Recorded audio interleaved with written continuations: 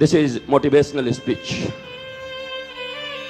बड़े बड़े लोग बैठे हुए, सभी एक से एक मिलेनियर बिलियनियर, बड़े बड़े उद्योगपति, पढ़े लिखे, आईएएस आईपीएस डॉक्टर इंजीनियर, सब बैठे हैं, परेशान सब हैं। टेंशन और डिप्रेशन तो केवल गरीबों के पास रहती नहीं और रिक्शे वाले के पास रहती नहीं, बल्कि उनके पास कम रहती है। ये जितनी भी बीमारियां हैं तो हम लोगों के लिए बनी है, बड़े लोगों के लिए। बड़े लोगों की बड़ी बातें, बीमारी भी बड़ी बड़ी। छोटी बीमारी कैसे होगी, इतने बड़े हम हैं। और उसके बाद हमारे ही शास्त्रों से एक सूत्र लेते हैं, वो जो हिंदुस्तान, भारत और सनातन परंपरा के ऋषियों के शास्त्र नहीं पढ़े, नहीं जानते, वेद वेदांत सिद्धांत शास्त्र मनीषियों के मनीषाओं से जिनका कोई मतलब नहीं, उनके लिए उनके दिए हुए एक सूत्र ही तालियों के कारण बन जाते हैं, क्योंकि उस समय एक टेम्पररी रिलीफ मिल जाती है। ओ माय गॉड, ऐसा करने से ऐसा होगा। वो करता नहीं, आज तक कोई किया नहीं। अभी मुझे कल एक बच्चा बोल रहा था, गुरुजी मोटिवेशनल स्पीच बहुत अच्छा लगता है, 2-3 दिन तक बुखार रहता है, फिर लौट के बुद्धू घर को आए, फिर अपने आइडिया में लौट आते हैं और फिर वही टेंशन, फिर वही डिप्रेशन। भैया आप सिलन लगा रहे हो, आप मल मूत्र के ऊपर में गुलाब की पंखुड़ियां डाल रहे हो। तुम्हारे घर में मल है, दुर्गंध दे रहे हैं, तुमने उसके ऊपर गुलाब की पंखुड़ी डाल दी और स्प्रे कर दिया। तुम क्या सोचते हो, जब स्प्रे खत्म होगा, पंखुड़ियां सूखेंगी तो भीतर से सूखे हुए मल के दुर्गंध आने शुरू हो जाएंगे। ये जिंदगी के जितने भी मल हैं, काम क्रोध मद मोह लोभ मात्सर्य, ये सब के सब तुम्हारे भीतर छिपे हुए हैं। तुम्हारा झूठ बोलना, तुम्हारा धन के लिए मरते रहना, एक झूठी प्रतिष्ठा के लिए जिंदगी दे देना, ये आत्महत्याएं क्यों होती है बताओ? या ऑनर किलिंग क्यों होती है बताओ? हरियाणा में जाके देखो, जिस बिटिया को पाल पोस के बड़ा किया, बिटिया ने बड़ा होकर के कह दिया मैं शादी अपने मन से करूंगी, ऑनर किलिंग, रातों रात मार दी जाती है। बड़े प्रेमी बने थे अपनी बेटी के, पूरा प्रेम लुटा दिया ना। तुम किसी के प्रेमी हो ही नहीं सकते, प्रेम और करुणा तुम्हारे भीतर हो ही नहीं सकती। तुम तो धन के लिए हो, अपनी प्रतिष्ठा के लिए हो। तुमने जब जब तुम्हारे धन और प्रतिष्ठा पर आक्रमण हुआ तो अपनों को मिटाने से भी तुम बाज नहीं आए।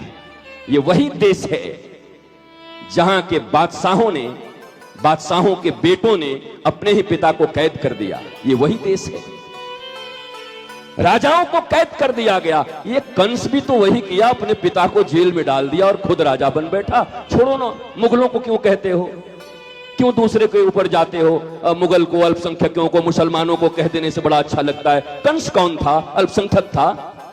कंस कौन था? मुगल था। अपने बाप को जेल में डाल दिया राजा बनने के लिए। इसलिए ये जातियों की बात नहीं है, ये संप्रदायों की बात नहीं है, ये बात मानवता की है। और मनुष्य तुम भी हो, और तुम जब तक स्वयं स्वस्थ नहीं होते तब तक किसी को स्वास्थ्य बांट नहीं सकते। एक दुखी व्यक्ति जब भी बांटेगा तो दुख ही बांटेगा। एक पीड़ा में डूब रहा आदमी जब भी बांटेगा तो पीड़ा ही बांटेगा। एक मुस्कुराता हुआ आदमी कहीं भी जाएगा तो उसकी दंत पंक्तियां खुली रहेंगी, मुस्कुराता रहेगा, और उसके मुस्कुराहट से आपको भी मुस्कुराने की इच्छा करेगी। आप जरा मिलो अपने रिश्तेदार से, परिवार से, नातेदार से, बड़े बड़े लोगों से, राजाओं से। आप मिलके एक बार देखिए और एक बार दुखती रग पर हाथ रख दीजिए, माय डियर, आपसे ज्यादा रोता हुआ मिलेगा वो।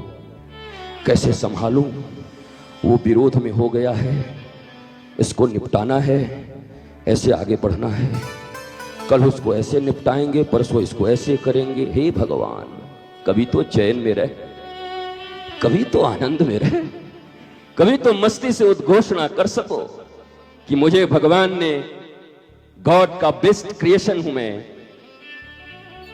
As a human being. Human हो गए, मैन मन का, ह्यूमन। मैन कहां रहा? अब तो भीड़ हो गया, सब जगह भीड़ हो गई, अपना अस्तित्व खो गया। व्यक्ति भीड़ के अनुसार चलता है, भीड़ के अनुसार कपड़े पहनता है, भीड़ के अनुसार मर्यादा पालन करता है, शिष्टाचार। नो नो बेटे, कांटा से डोसा खाओ। अरे खाने दो ना, हाथ धुला के, हाथ से खाने में मजा आ रहा है, आनंद आ रहा है, खाने दो। क्या समझेंगे कि किस घर से आए हो, क्या समझेंगे? और तुम्हारे पूर्वज क्या कांटा से खाते थे?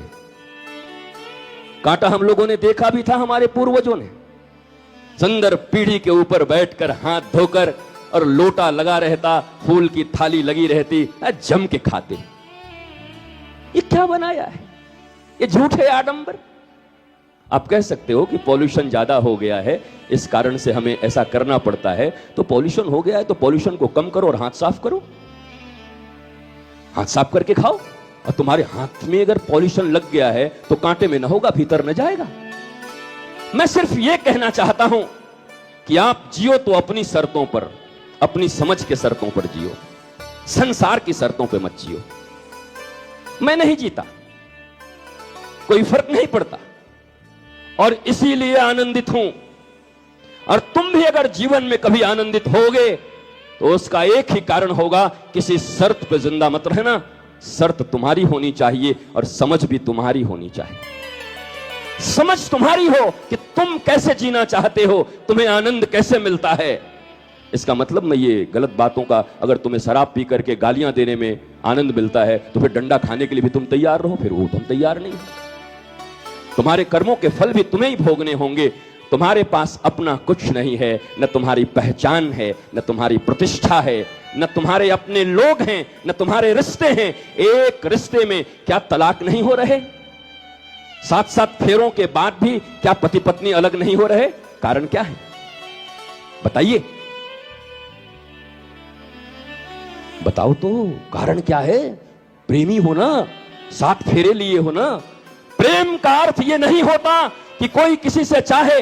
प्रेम हमेशा देता है और काम हमेशा मांगता है। लव और लस्ट में यही फर्क है। यह तलाक क्यों हो रहा है? कोई प्रेमी नहीं है उन दोनों में, ये काम से जुड़े हुए लोग हैं। सीधी सीधी सुनो और मानो इस बात को। हजारों तलाक इसलिए हो रहे हैं कि ये मेरे शारीरिक इच्छा को पूर्ण नहीं कर पा रहा। तुमने डिक्लेयर कर दिया कि ये विवाह तुमने शरीर के लिए किया था, इस ग्राउंड पे तुम्हें तलाक मिल रहे हैं और तुम कहते हो आई लव यू, मुझे तुमसे प्रेम है। दिल बहलाने को गालिब ख्याल अच्छा है, बहलाते रहिए। आपका दिल है, लोगों के बीच घिरे रहिए। जो अपने लगते हैं उनसे अपनत्व का एक भाव बनाए रहिए। लेकिन रोज इसी संसार में देखने के बाद भी नहीं सीखते।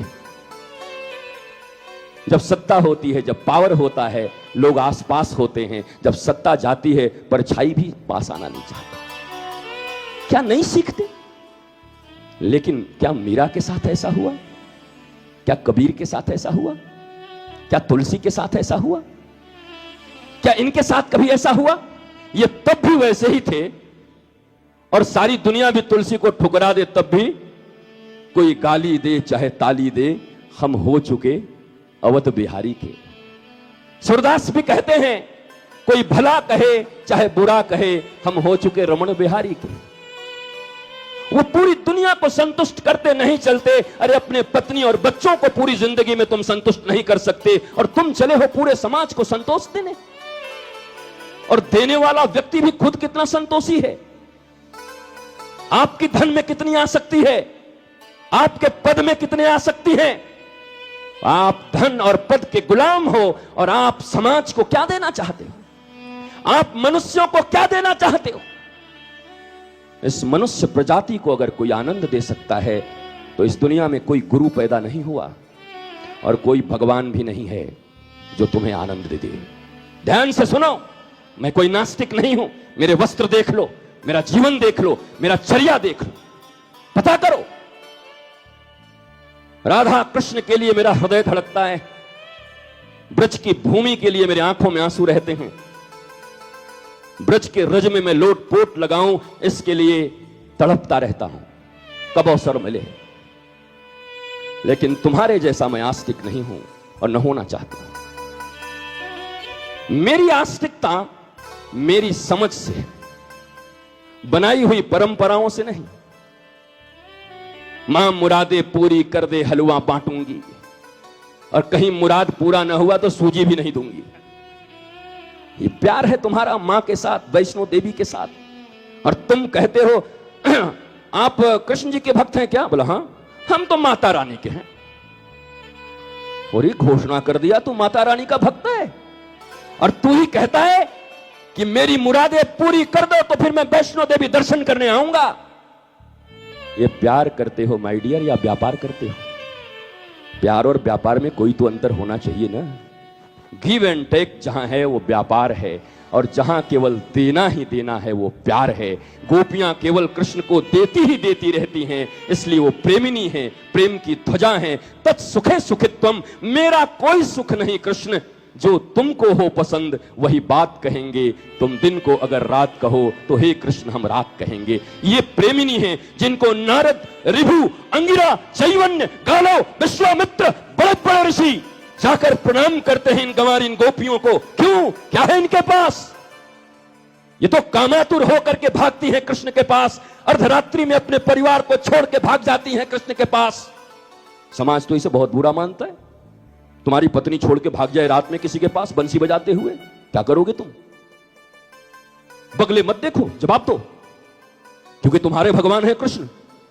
जन्माष्टमी के दिन नंद को आनंद भयो जय कन्हैया तुम ही करते हो, और रोज तुम ही भोग लगाते हो, मंदिर बनवाते हो, कहां कहां जाते हो। मैं तुमसे पूछता हूं, इस प्रश्न का जवाब दो।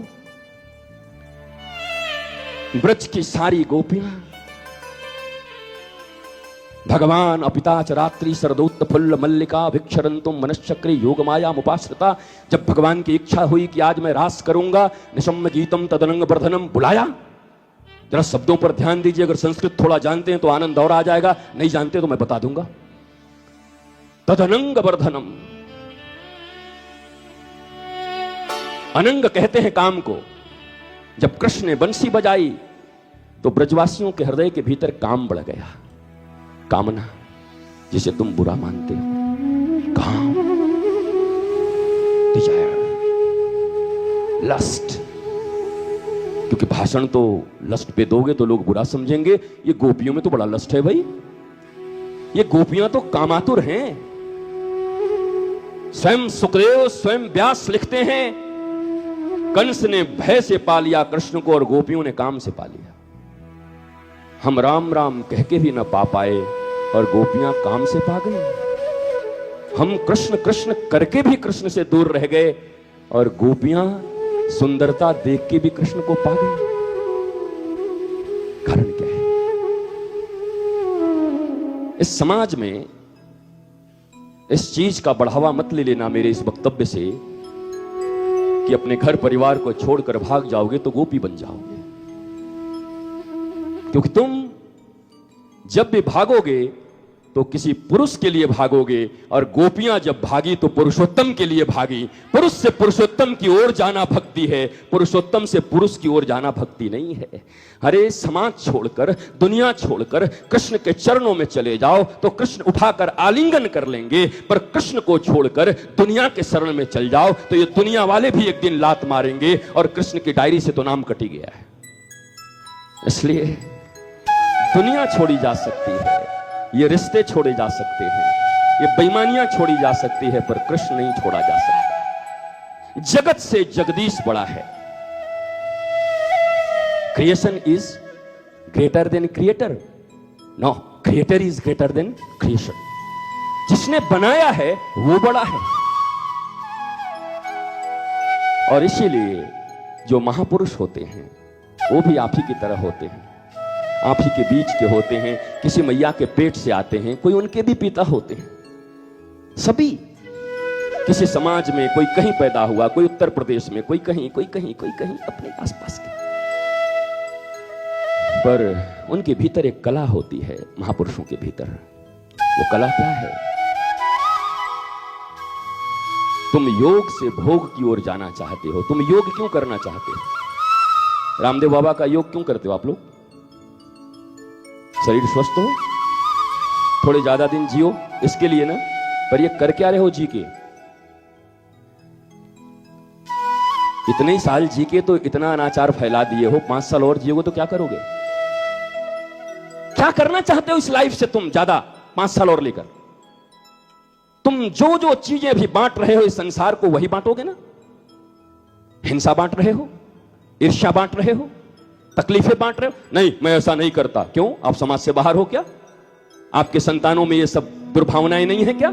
आपके संतान मदालसा होके आए हैं क्या? आपके संतान मीरा होके आई है क्या? आपके संतान प्रहलाद होके आई है क्या? आपके संतान ध्रुव होके आई है? कौन है आपके संतान? कौन है? अन्नू मन्नू बिल्लू पप्पू कल्लू कौन है? सीमा बबीता कविता कौन है? ये किसे जन्म दिए? तुमने क्या दिया उनको? तुम्हारे भीतर जो लोभ थे वो लोभ ट्रांसफर कर दिया, तुम्हारे भीतर जो क्रोध थे वो क्रोध ट्रांसफर कर दिया। तुम जैसे बैलों की तरह नौकरी करके जीते रहे और सिखा दिया जीवन को कि मन को मार मार के भी रुपए के लिए कुछ करना चाहिए, वही तुमने सिखा दिया। और तुम कहते हो तुम मेरे बेटे हो, और तुमसे बड़ा शत्रु कोई हो नहीं सकता। प्रहलाद ने इसीलिए कह दिया माता शत्रु पिता बैरी, ये नो बाल पार्टी थी। वो माता और वो पिता सबसे बड़े शत्रु हैं जिसने अपने बच्चे को ब्रह्म विद्या नहीं दिया। ये जीविका की विद्या देने वाले तुम बहुत बड़े नहीं हो गए। क्या तुमने जीवन की विद्या दी? क्या तुमने कृष्ण पकड़ाया? क्या तुमने राम की शरण में उनका प्रीति लगाया? क्या प्रहलाद और ध्रुव से उन्हें कुछ सीखने की तुमने प्रेरणा दी? जब ध्रुव की विमाता सौतीली मां हाथ पकड़ के और बाहर कर देती है ध्रुव को, और ध्रुव रोता हुआ जाता है अपनी मां के पास, मेरी मां ने, मेरी सौतीली मां ने मेरा बहुत बेइज्जती किया, मैं क्षत्रिय पुत्र हूं, मैं आग लगा दूंगा। क्षत्रिय पुत्र था। क्षत्रिय का अर्थ होता है, सीख लो, जो दूसरों की पीड़ा, दूसरों के दुख को देखकर उसकी सहायता के लिए छत्र बन के खड़ा हो जाए, उसे क्षत्रिय कहते हैं। ये शास्त्रीय जगह, शास्त्र जानते हो तो समझ लेना क्षत्रिय किसको कहते हैं। जो दूसरों की पीड़ा, दूसरों के भीतर जो तकलीफें हैं उन्हें देखकर और छाता की तरह खड़ा हो जाए, मैं हूं, आप चिंता मत करिए, वो क्षत्रिय है। वैसे सबका विवेचना कर दूंगा, लेकिन मैं यहां वर्ण व्यवस्था नहीं बताने आया, न मैं जाति व्यवस्था बताने आया हूं। तो ऐसे ही देश परेशान है वर्ण और जाति से, पता ही नहीं चल रहा है कौन किस जाति का, कौन किस वर्ण का। जाति और वर्ण, जाति और वर्ण, जाति और वर्ण, घर में लगी है आग, बेटा सुन रहा नहीं बात, लड़की आती 10 बजे रात, एक भी सुंदर नहीं हुई हमारी प्रभात, और फिर भी हम पड़े हुए हैं धर्म और जात, वर्ण और जात, पता नहीं क्या है। वैसे धर्म की परिभाषा आप सीख लीजिए अगर आप धार्मिक लोग हैं। बीइंग एंड बिकमिंग, स्वयं बचना, स्वयं को बढ़ाना, लोगों को बचाना और लोगों को बढ़ाना, इसके सिवा कोई धर्म नहीं होता। बाकी पंथ होते हैं, मजहब होता है। हमने तो धर्म की परिभाषा भी बदल दी है। और मजे की बात यह है कि हमने आइडियल किसको बनाया है संसार में आज? हमारे आइडियल कौन कौन है? मैं तुमसे अभी कहूं 50 मुझे महापुरुषों का नाम लिख के दो, 50, घबरा जाओगे, और दोगे भी तो असलियत तुम्हारी सामने आ जाएगी कि किसको किसको तुम महापुरुष मानते हो।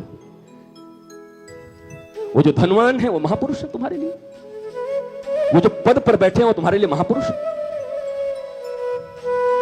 महापुरुष का और एक पूर्ण मनुष्य का परिभाषा ही ये राष्ट्र नहीं जानता।